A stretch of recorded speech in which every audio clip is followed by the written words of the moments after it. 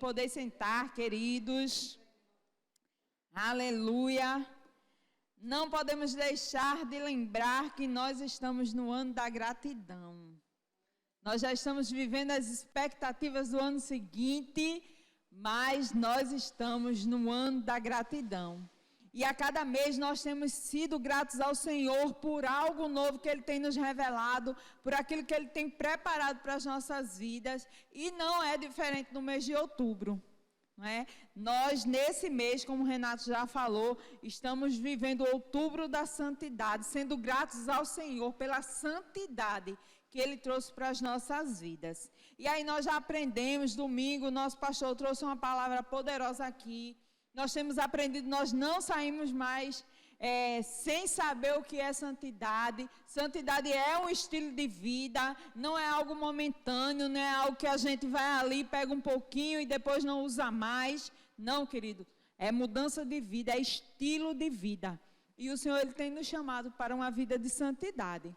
E aí, durante esses dias que eu vim orando e perguntando ao Senhor, porque nós temos o entendimento de que somos apenas canal, querido.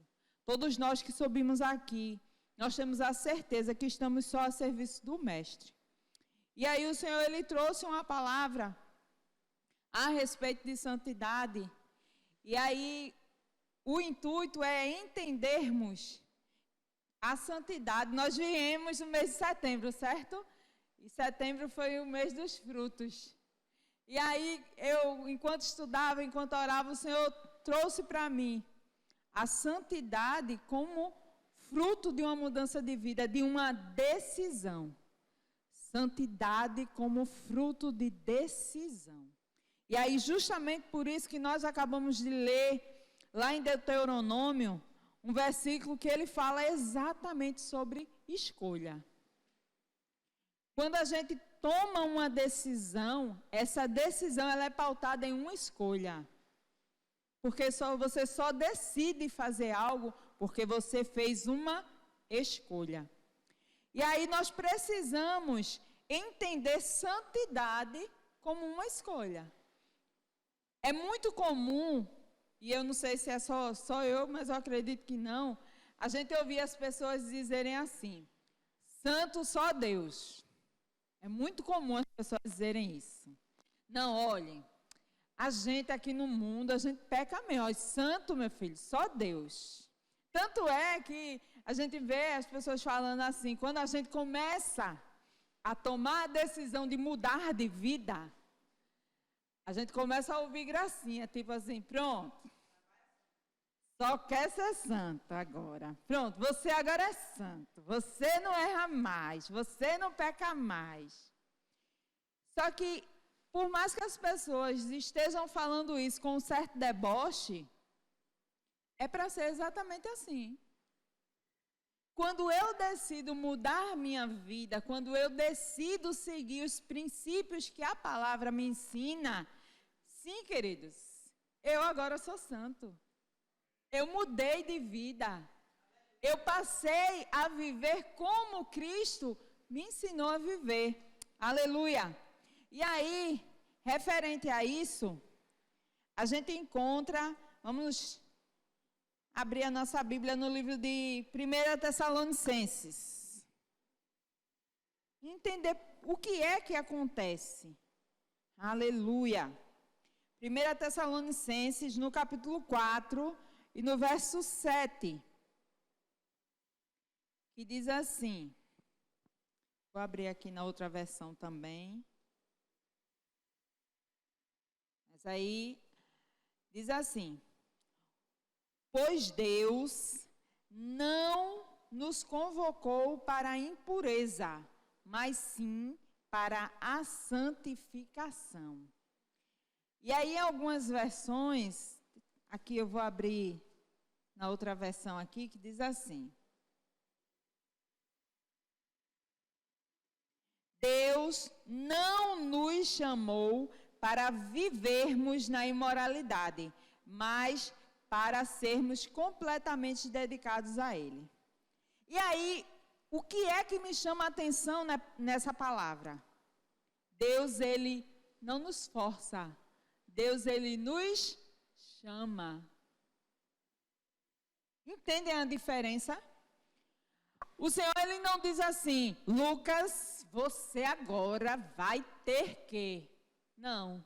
Ele diz assim, Lucas, vamos comigo? Aleluia. Ele nos convida, Ele nos chama, Ele nos convoca, Ele nos alista. Mas quem é que decide? Aleluia. Nós precisamos decidir se nós queremos ver a Deus a partir da decisão de viver em santidade. Cabe a mim e a você. Por quê? Porque é uma jornada, é uma caminhada. A salvação, ela é exclusivamente através de Cristo Jesus. Não depende do que eu sou, do que eu faço. A salvação é em Cristo. Porém, Cristo, Ele nos chama para uma mudança de vida. E eu preciso decidir viver essa mudança. Por quê? Porque nós precisamos ter o entendimento que a decisão de viver em santidade é a decisão de viver como Cristo viveu. Porque a palavra vai dizer que o Senhor disse, sede santo como eu sou santo. Então não é simplesmente, eu agora vou ser santo porque eu quero aceitar Jesus. Não, queridos. Não é apenas o que nós falamos, mas é o que nós vivemos.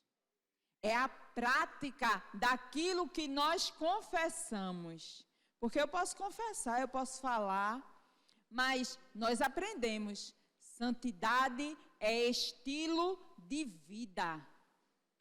E aí eu pergunto a vocês, na vida cotidiana, se você conhece alguém que fala algo, mas que aí quando você começa a conviver, você percebe que a pessoa não vive aquilo que fala.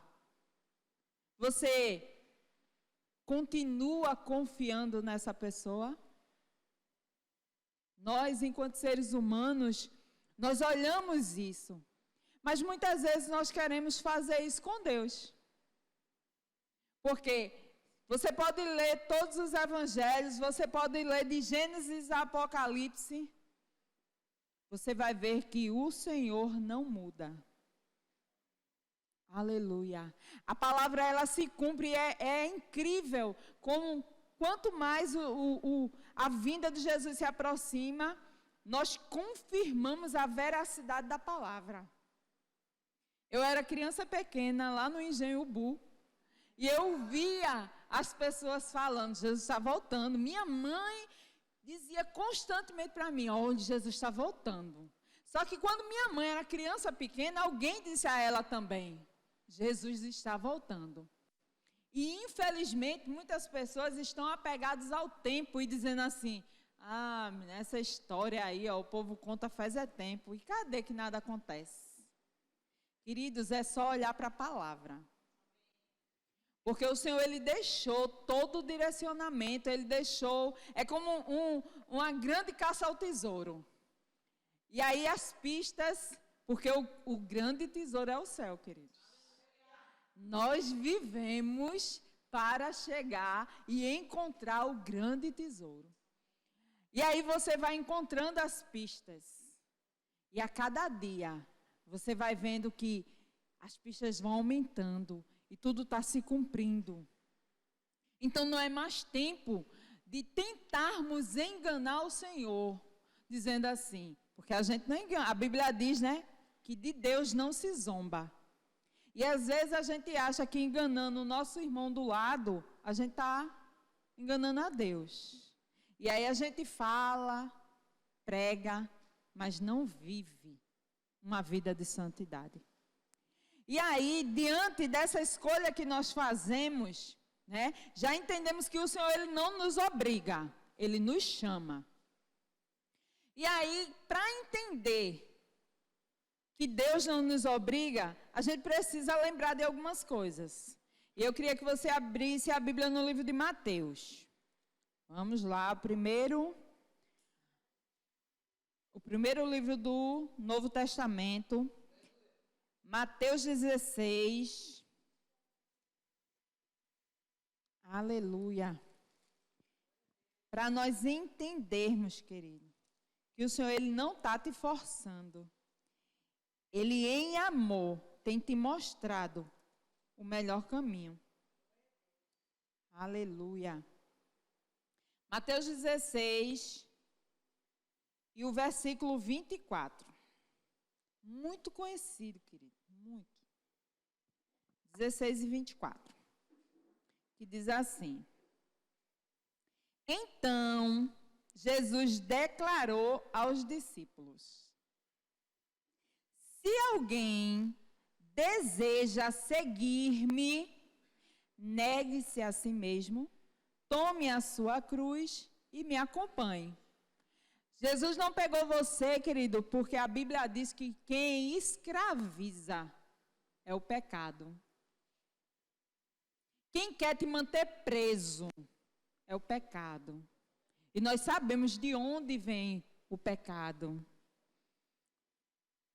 O Senhor, Ele não quer um escravo. Ele não quer te escravizar. A Bíblia diz que o Senhor nos chamou para a liberdade. E aí, dentro dessa liberdade, você tem a liberdade de escolher o céu ou o inferno, a bênção ou a maldição, a morte ou a vida. E aí o Senhor ele diz assim: se alguém quiser, se você escolher. E aí, querido, sabe o que é mais lindo nisso tudo? É que mesmo sabendo que talvez Diego escolhesse, mas Anderson podia não escolher. O Senhor sabia disso. Ele não deixou de morrer por Diego, por Anderson, por Ellen, por Lucas, pela pastora Elis.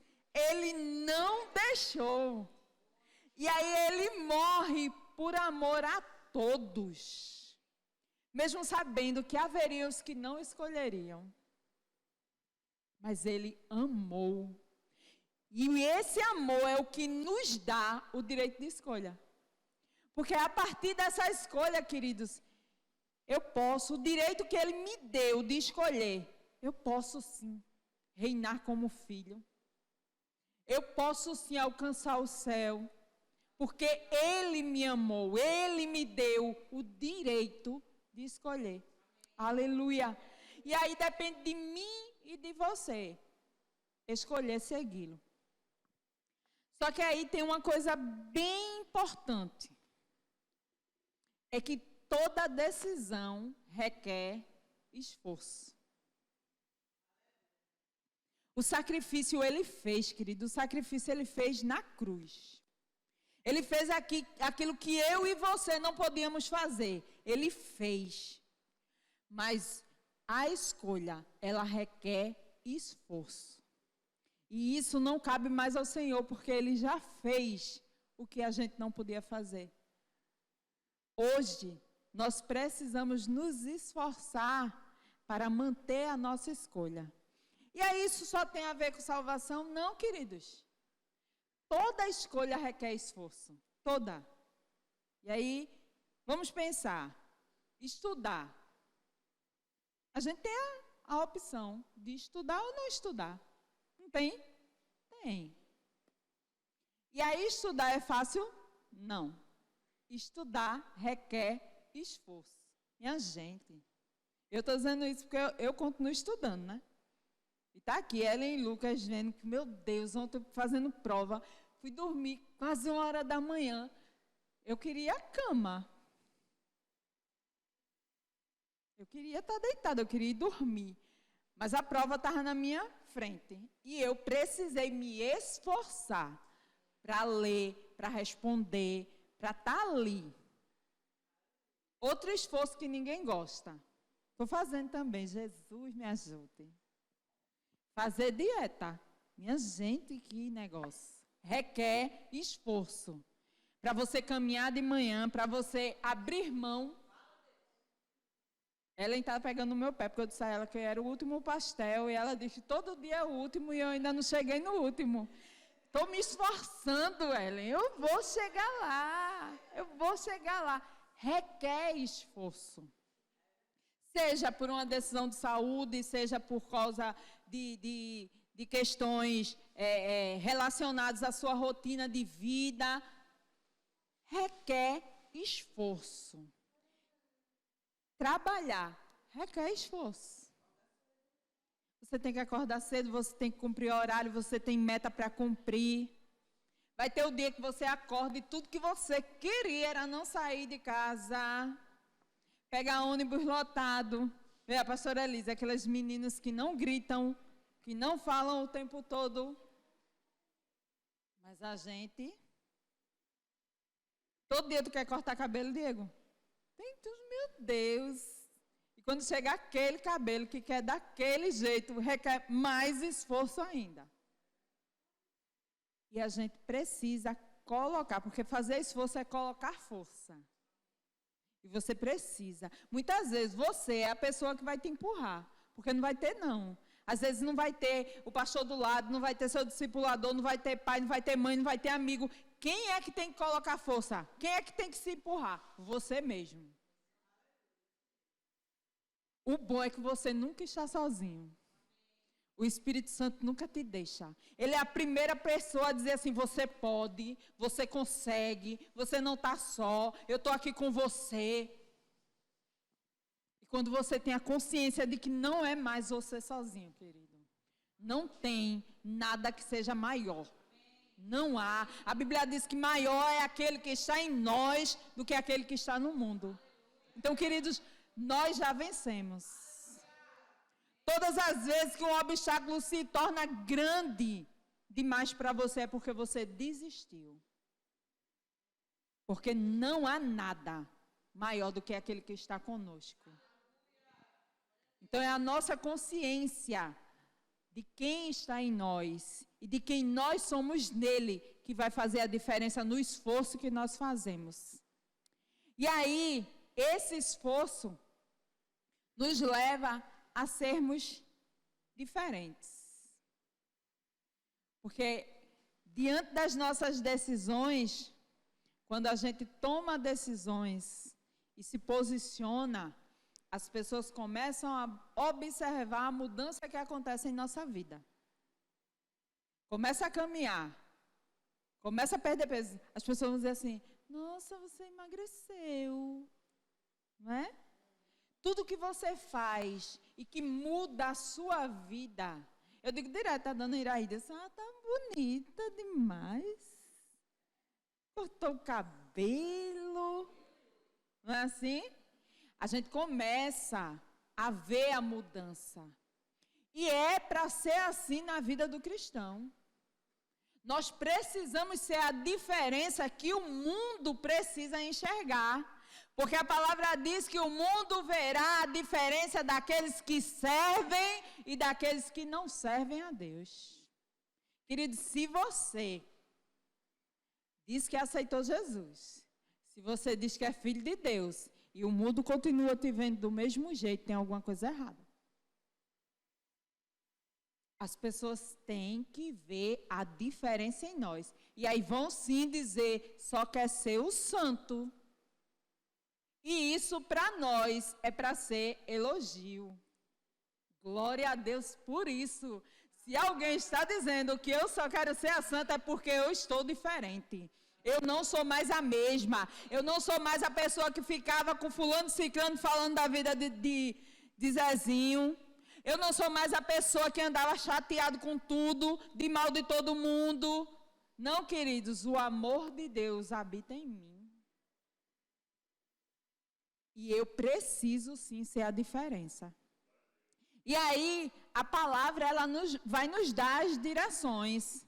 Hebreus, aleluia. Hebreus 12, o versículo 14. E a gente vai entender que não é assim de todo jeito, não. Chegou e no automático, tipo miojo, não. Não. Porque até miojo, que se você só esquenta e bota lá, está pronto. Se você quiser ele melhorado, você consegue.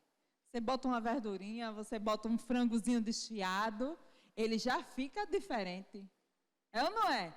Mas para isso você tem que se esforçar. Porque uma coisa é você jogar o macarrão dentro da água e pronto. Outra coisa é você cortar a verdura, é você fazer o franguinho e desfiar. Requer esforço. E aí, Hebreus 12, 14... ele vai dizer assim: esforçai-vos para viver em paz com todas as pessoas e em santificação, sem a qual ninguém verá ao Senhor. Queridos, não adianta não você achar que vai ver o Senhor se você não quiser se esforçar, não.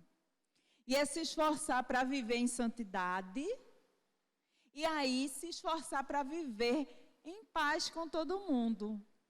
Porque não adianta você querer viver em guerra com todo mundo e dizer assim: não, porque agora eu sou crente, eu não quero graça com fulano, nem com cicrano, nem com beltrano. Não, eu não falo com esse povo, não, porque agora eu sou crente. Queridos, a Bíblia está dizendo que você tem que ter paz com todos. Uma coisa é alguém não querer paz com você. Não tem nada a ver com você. Mas você precisa ter paz com todos. Orar pela vida daqueles que se dizem seus inimigos. A maior prova de amor é você orar para Deus. Eu aprendi isso com os meus pastores. Viu? Você orar para Deus abençoar mais a vida do seu inimigo do que a sua. Vê, requer ou não requer esforço? É fácil? Não. Porque quando você começa olha, Deus abençoe Jesus, Ele. Abençoe, multiplica as bênçãos da vida dele. Aí a sua mente vai dizer assim: sim, mas ele não gostou não, viu? A carne vai dizer logo: mas tu lembra não que ele falava de tu não? Tu esqueceu naquele dia? E aí você se esforça e diz assim: mas eu já perdoei em nome de Jesus. Eu quero que ele encontre a paz que eu encontrei em Cristo. Eu quero que a família dele seja abençoada. Ele vai ter tanta bênção na vida que ele não vai nem ter tempo de pensar mal de mim. Requer esforço, porque a carne não quer nada. A carne quer o mais fácil. É o miojo, pronto. É mais fácil. Gente, coisa fácil é sentar para falar da vida dos outros. Oxe, no instante. No instante aparece informação. No instante, é rápido demais. Mas para orar. Você achar gente para orar.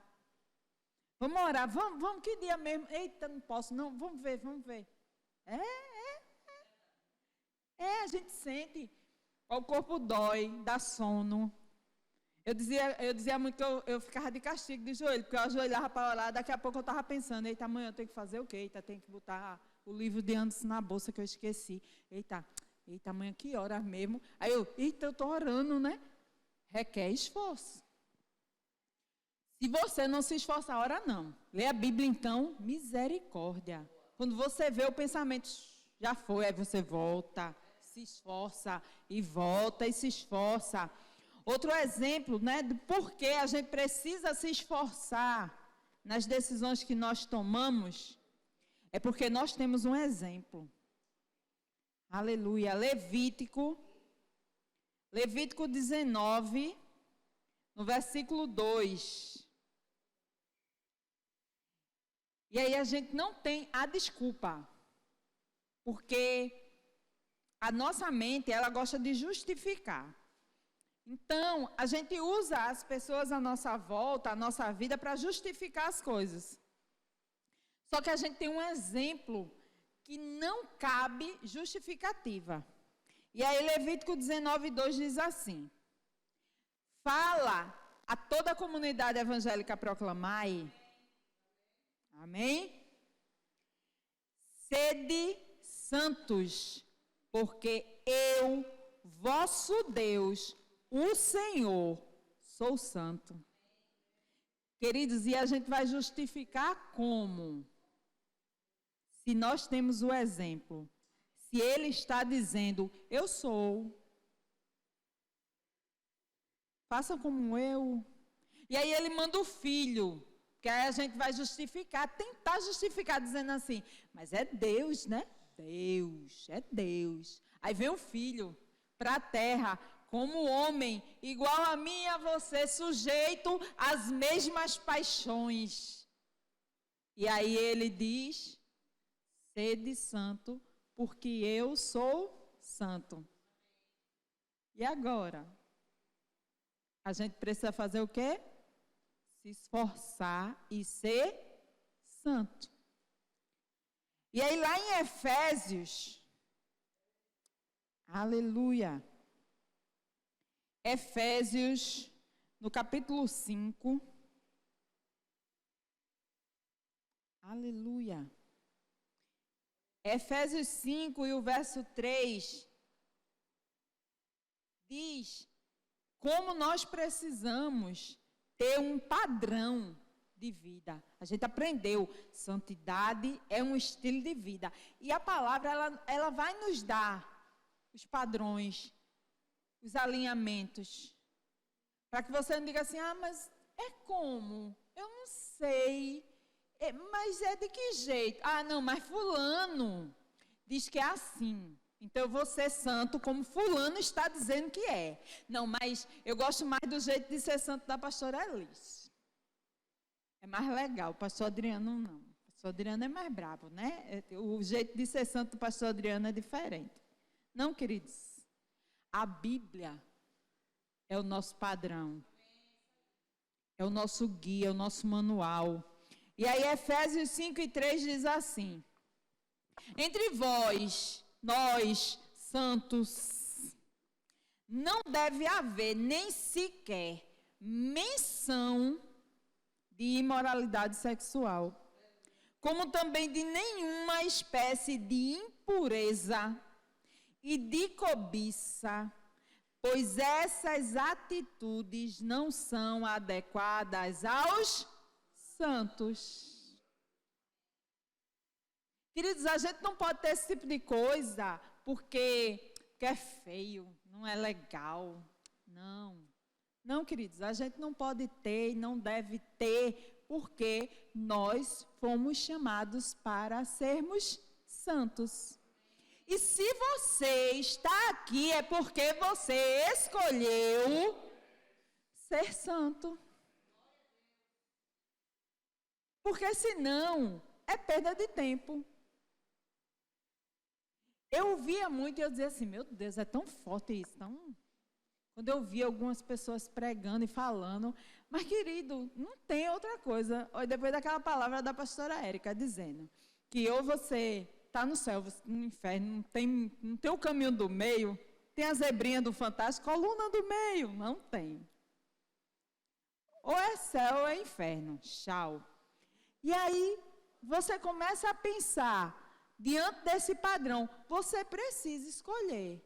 E aí, se você escolheu ter o pé na imoralidade, na impureza, no pecado, mas aí quer estar aqui dentro, meu filho, você está perdendo tempo. Porque você está no caminho que vai para o inferno, deixando de viver as coisas, os prazeres que o mundo oferece. Aí fica sofrendo. Porque é uma decisão, é uma escolha. Você está vivendo uma vida de agente secreto, né? Uma vida dupla. Você diz que é, mas não vive como.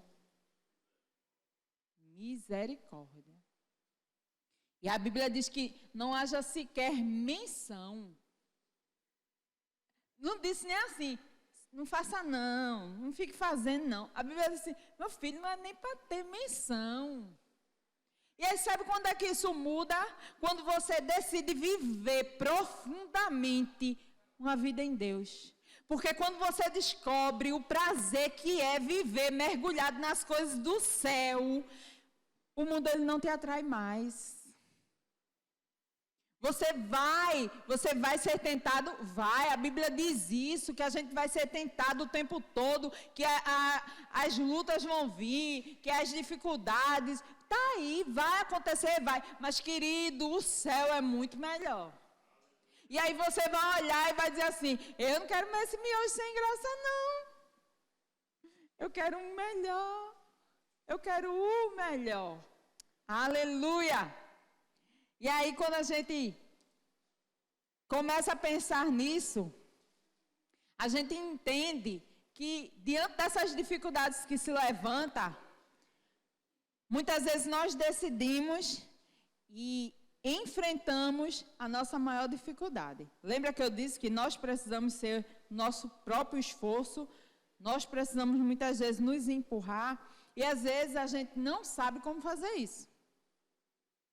E aí a gente vai dizer assim, mas Paulo disse que aquilo que eu não quero, eu acabo fazendo. Eu já vi tanta gente pecar e usar o pobre do Paulo como desculpa. Minha gente, mas Paulo disse. Paulo falou que isso pode acontecer, sim, mas Paulo fez a escolha certa. Paulo não escolheu pecar, não. Ele mostrou que a nossa carne está ali latejando, brigando mesmo. Mas aí Paulo diz que você é mais que vencedor. Se você é mais que vencedor, não é para você ficar caindo no pecado, caindo no pecado, caindo no pecado, não. E aí a gente precisa tirar daqui, da palavra, aquilo que nos faz permanecer firme na nossa decisão em Cristo. E aí eu convido você a abrir lá em Romanos. Vamos para Romanos, né? Bem pertinho, ó. Pertinho lá onde Paulo falou. Mas aí Romanos 12. Tá ali. Romanos 12. Porque não adianta, queridos, tomar decisão e achar, pronto, falei, decidi, está pronto. Não, vamos nos esforçar. E aí como é que a gente vai manter a nossa escolha? Romanos 12, o versículo 1 e o 2.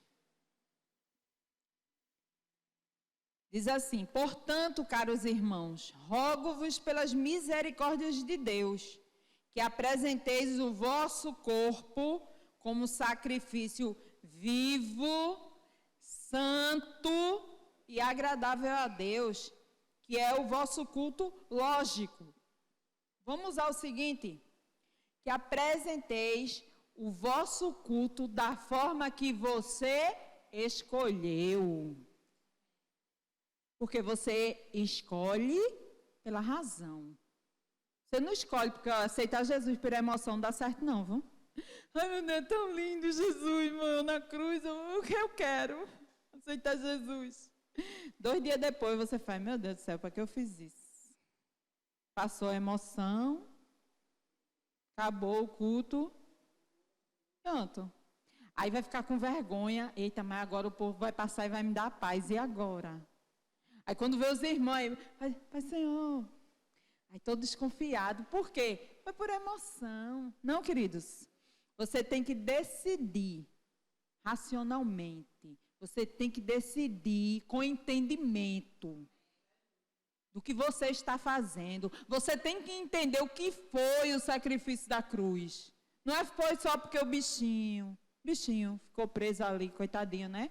Ô, rapaz. Não, querido, você tem que entender o que foi que aconteceu na cruz. Que ele trocou de lugar comigo e com você. Que ele nos substituiu porque a cruz era para nós.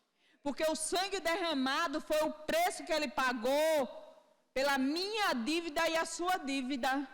Não foi só um negócio bonitinho que ele fez, não.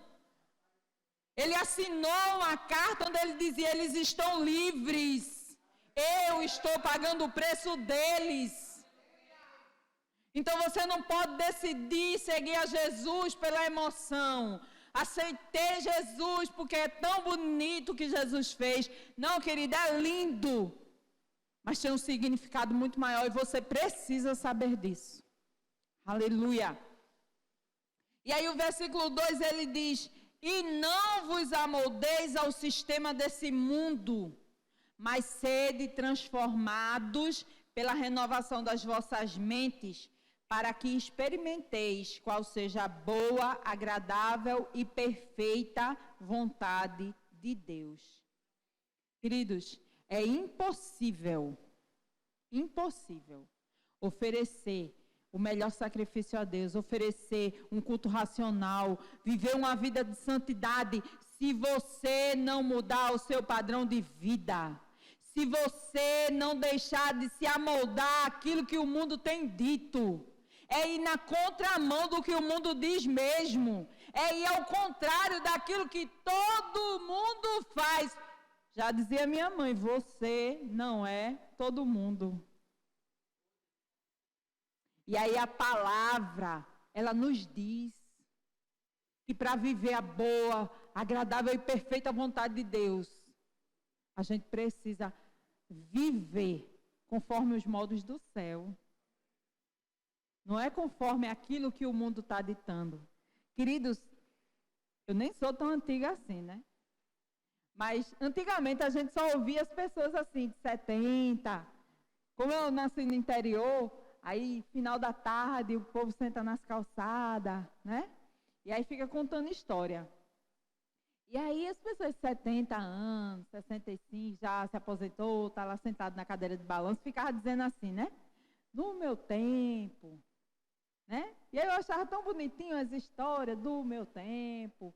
Minha gente, eu não cheguei nem nos 50 e faz anos que eu venho dizendo no meu tempo.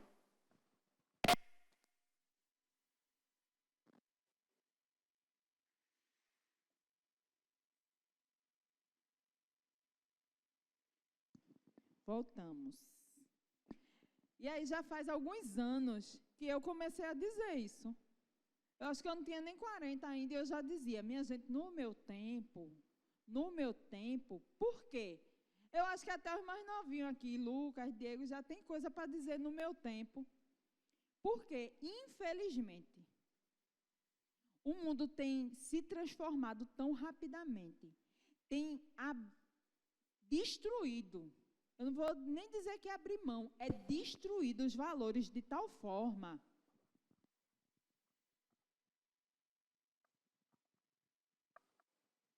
que tem sido assustador. Assustador. Porque há 30 anos atrás, respeito era uma coisa normal. Mas hoje, parece que quando você encontra alguém que é respeitoso, chega assim, é tão respeitoso fulano. Parece uma coisa assim, inédita.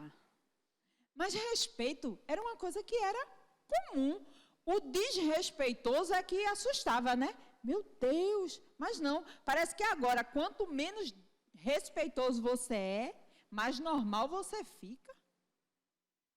Onde a forma de falar, se você fala educadamente, você está fora do padrão. Porque o normal são frases com 2, 3 palavras. Se a frase tem 6 palavras, metade é palavrão. E as pessoas riem disso. E aí a gente começa a perceber que os moldes humanos mudaram. Mas, aleluia, os moldes do céu não mudam. Os moldes do céu são eternos. E nós fomos chamados para viver pelos padrões celestiais. A palavra diz que nós não somos daqui. Então, nós não somos regidos por esses moldes. Então, queridos, nós precisamos sim nos esforçar para não permitirmos que a nossa carne nos leve a querer se encaixar nessa realidade do mundo. E aí, outra coisa que você precisa colocar em prática é buscar aperfeiçoamento no espírito e no corpo. Porque quando a gente confessa a Cristo, aceita, crê de coração, nós somos imediatamente salvos no espírito. Mas e o teu corpo? E a tua alma? E aí, 2 Coríntios 7, no verso 1.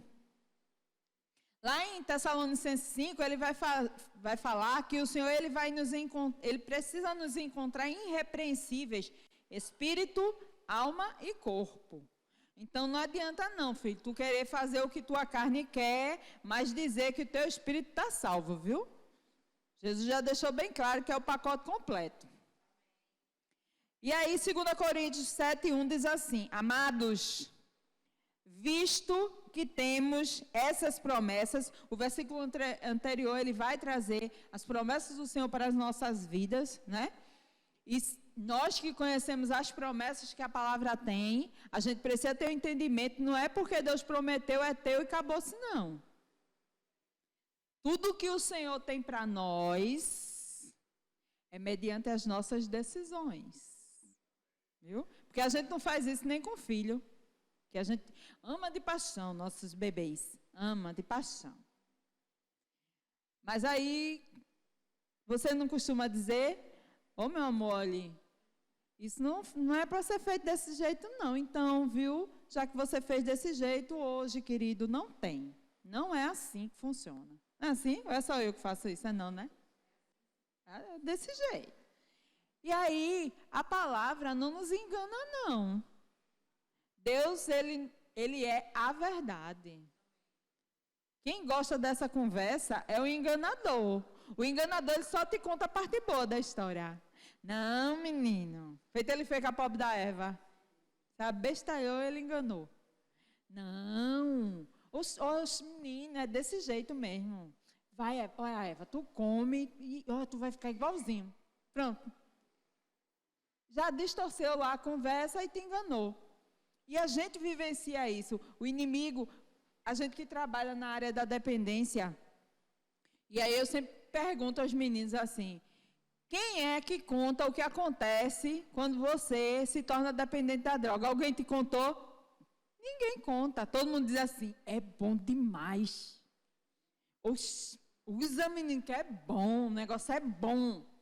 Ele não vai te contar o que vem depois. Ele não vai te contar a destruição que vem depois. Ninguém conta. Isso é a forma de agir do nosso inimigo. O Senhor não. O Senhor diz, querido, tem a vida e a morte. Tem a bênção e a maldição. Eu estou dizendo a você, escolha, pois, o caminho da vida. Escolha uma bênção para você, viu? Porque o resultado é esse. Mas, se você quiser escolher a maldição, o resultado também é esse. Deus engana alguém? Ninguém. Olha, ninguém vai poder chegar lá no dia do julgamento e dizer assim, mas Deus, eu não sabia porque o Senhor não me disse. Oi? Oi? Eu fico pensando, né? Não sei se vocês já pensaram, né? Mas já imaginou como vai ter gente querendo justificar o negócio? Meu Deus do céu, passando uma vergonha triste. O telão lá passando. Imagina. E aí Deus é tão lindo que Ele nos dá a oportunidade de rever isso aqui, queridos. Porque lá não vai ter jeito. É aqui. E aí Ele nos dá todas as direções. E aí diz, amados, visto que temos essas promessas, purifiquemo-nos de tudo o que possa contaminar o corpo e, por conseguinte, a alma, aperfeiçoando a santidade no temor ao Senhor. Queridos, e o mais lindo é que ele diz, no temor ao Senhor. Não é para você ficar assombrado com Deus, não. É no entendimento de que, poxa, Deus tem um cuidado comigo. Deus tem me mostrado todas as coisas. Porque, olha, todo mundo aqui tem o Espírito Santo dentro. E quando você pensa, não precisa fazer não. Você pensa em fazer a coisa errada, o Espírito Santo diz assim, rapaz, tu não sabe que tu não pode. Ele é amigo, viu? Bichinho é amigo. Começa a incomodar, dá um negócio aqui. E aí você fica. E aí, quando você tem o Espírito Santo, não venha me dizer que pecou porque, nem sabia. Não, você se esforçou para pecar. Porque o Espírito Santo estava ali lhe alertando, dizendo, e você faz força para ignorar o Espírito Santo, fingir que não está ouvindo ele, e vai lá e peca. Eu já fiz. Não estou falando, não, eu já fiz. Eu já tive que ignorar a voz do Espírito Santo. E misericórdia. Glória a Deus. Porque o Senhor, Ele sempre nos alerta. Queridos, nós precisamos entender que o nosso esforço precisa ser para ir para o céu. E não para ter uma vida de pecado. E não o Espírito Santo de Deus. Aleluia. E aí quando nós temos o entendimento de que nos aperfeiçoando no espírito, no corpo, abrindo mão do pecado, abrindo mão daquilo que o mundo diz que é o padrão, renovando a nossa mente, nós vamos buscar viver os princípios da verdade. João 17. Aleluia. E quais são esses princípios? Aleluia. João 17 e 17. A palavra diz: santifica-os pela tua verdade. A tua palavra é a verdade. Queridos, não tem como não viver uma vida de santidade se você vive os princípios da palavra. É impossível que nós não consigamos viver uma vida de santidade se nós estivermos vivendo por aquilo que a palavra diz. Porque é o manual perfeito. Vem na língua do céu, a língua que você entende, aquilo que toca o seu coração, aquilo que vai até o mais íntimo. Então, nós não temos a desculpa. Aleluia. E aí, não é difícil viver a palavra. Porque às vezes a gente vai dizer assim, ai meu Deus, é tão difícil. Não. E aí, a própria palavra vai mostrar que não é. Vamos voltar lá em Deuteronômio, lá onde tudo começou.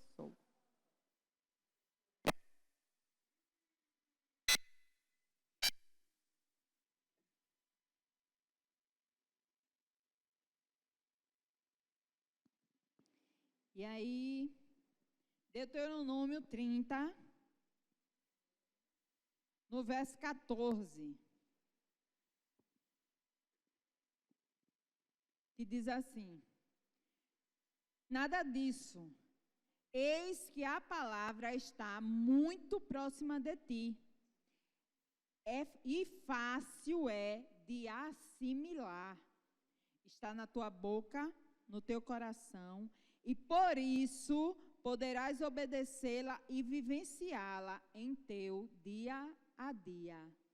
Entendeu? Quando é que a palavra não é difícil? Quando ela está dentro. Quando ela está no meu coração, quando ela está na minha boca, quando ela está na minha mente, não é difícil seguir a palavra. E por que é que está sendo difícil seguir a palavra para muitas pessoas? Porque a palavra está distante. Porque às vezes a palavra é só quando vem no culto no domingo. E aí como é que você vai viver a palavra se você não tem a palavra dentro? Eu gosto muito do exemplo de que nós precisamos ser como esponja. Quando você pega uma esponja e você bota na água, que você tira ela, ela sai encharcada. Não é isso? Quando você aperta, a água escorre. A água sai da esponja. Nós precisamos ser a esponja. E a palavra é a água. Né? A Bíblia diz que a palavra ela nos limpa. Ela é a água. Eu e você precisamos ser esponja, porque a dificuldade da vida, o pecado, ele vai nos apertar. Ele vai nos pressionar. Quando nós estamos sendo pressionados, o que é que tem saído de nós? A palavra ou a murmuração? Porque para sair palavra, você tem que estar cheio da palavra. Ela precisa estar dentro. Se ela não estiver dentro, quando você for apertado, você começa a reclamar. Porque não tem palavra. Porque começa, aí você diz assim, maior é o que está em nós do que aquele que está no mundo.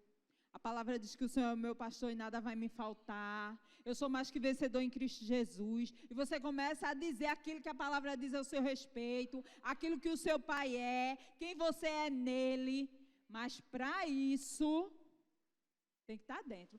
E aí, eu particularmente, eu sou péssima de saber onde é que está. Eu sei que está na Bíblia. Eu tenho dificuldade realmente em decorar os textos, né? Mas eu sei que está na Bíblia, eu sei o que a palavra diz ao meu respeito, eu sei, então eu vou. E quando eu quero saber onde é que está escrito, eu vou no Google. E eu boto lá assim, Google, né? Onde é que diz que eu preciso renovar a minha mente? E ele vai dizer lá, Romanos 12. Esse eu já decorei, de verdade. Então, você tem ferramentas para isso. Mas para que você está usando essas ferramentas? Para se encher da palavra? Porque pensa em negócio bom, é o tal do telefone. De Bíblia, de louvor. Mas você tem que decidir usar essa ferramenta a seu favor. Porque senão, você vai usá-la contra você. Por quê? Você tem aqui vida e morte. Bênção e maldição. Numa caixinha, você tem as duas coisas. E vai ter dias que você vai ter que se esforçar para, num clique, não acessar a maldição para a sua vida. É um clique só, minha gente. E você vai ter que se esforçar. Às vezes você vai ter que desligar. E requer esforço. Requer esforço. E aí, queridos, diante de tudo isso que a gente falou, todo esse esforço, qual é o resultado final dessa escolha? A gente entendeu que santidade é uma escolha. Qual é o resultado disso tudo? Marcos 10,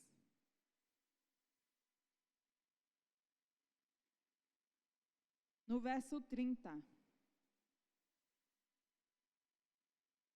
Porque a decisão de viver em santidade, queridos, ela vai trazer consequências para a nossa vida.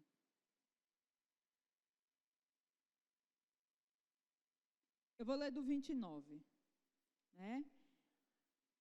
Uma vida de santidade é um estilo de vida. E aí, dentro desse estilo de vida, a gente faz muitas escolhas. Abre mão de muitas coisas.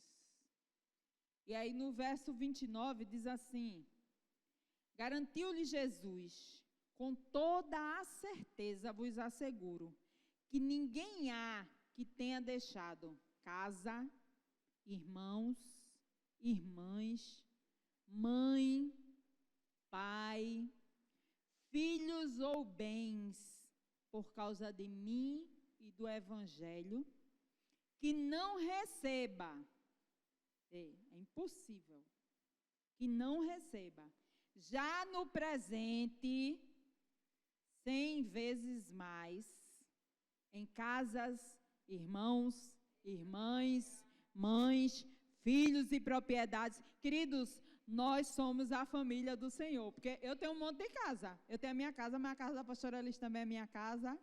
Não é assim? Eu tenho assim.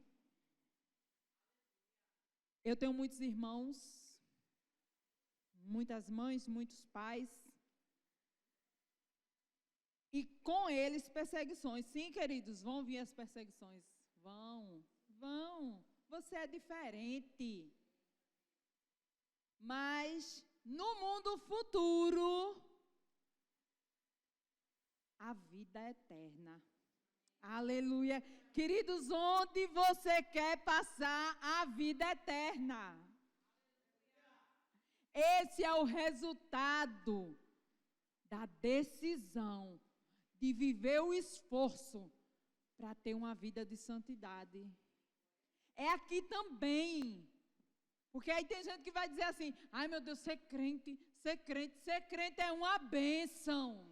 O resultado vem aqui também. É uma alegria que você não só é alegre pelo que você tem, não. É uma alegria que comendo um pão com salsichinha ou indo almoçar no Boi Brasa é a mesma. Porque não vem de coisas. É uma alegria que vem do alto. E é 100 vezes maior. É uma paz que excede o entendimento. É uma paz que as pessoas não entendem. Como é que está tudo dando errado e esse povo não para? Por que está tudo dando errado e esse povo ainda ri? Esse povo vive alegre. A paz que excede todo entendimento. É quando você não tem, você ainda está ajudando do que você não tem. Porque a Bíblia diz que Deus dá pão ao que semeia, semente ao que semeia. E é no pouco que nós já ouvimos hoje, nós transbordamos. Porque não é daqui, nós vivemos do reino. Aleluia. E aí, queridos, para finalizar, e como eu me alegrei quando o Senhor me disse essa palavra, como eu fui grata ao Senhor, como eu agradeci, quando o Senhor me disse que a busca pela santidade constrói o caminho que nos leva ao céu. Queridos, a cada esforço, a cada dia que você luta para ser santo em Cristo Jesus, é mais uma pedrinha, é mais uma parte do caminho que você está construindo para chegar no céu. Aleluia! E nós vamos chegar, queridos. Nós vamos nos alegrar, nós vamos viver o melhor que o Senhor tem para a nossa vida. Aleluia! Queridos, não deixe de construir o teu caminho. Não abra mão de construir o caminho que está te levando para o céu. Aleluia! Nós vamos louvar o Senhor. E eu quero que você reflita aí. Eu quero que você reflita, queridos, no que é que hoje você pode mudar. No que é que hoje você vai precisar colocar esforço, colocar força para viver essa vida de santidade. Não depende de mim, queridos, não depende do pastor Adriano, não depende da pastora Elis. Nós precisamos olhar para a nossa vida e dizer: Deus, eu quero mudar, eu não quero ser desse jeito, eu vou colocar força. E eu vou viver, sim, uma vida de santidade.